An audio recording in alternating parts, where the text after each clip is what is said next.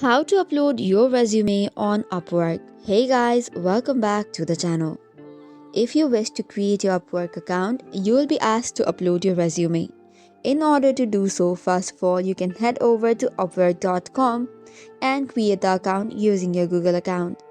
After that, you'll be initially asked 4 to 5 questions during the onboarding process.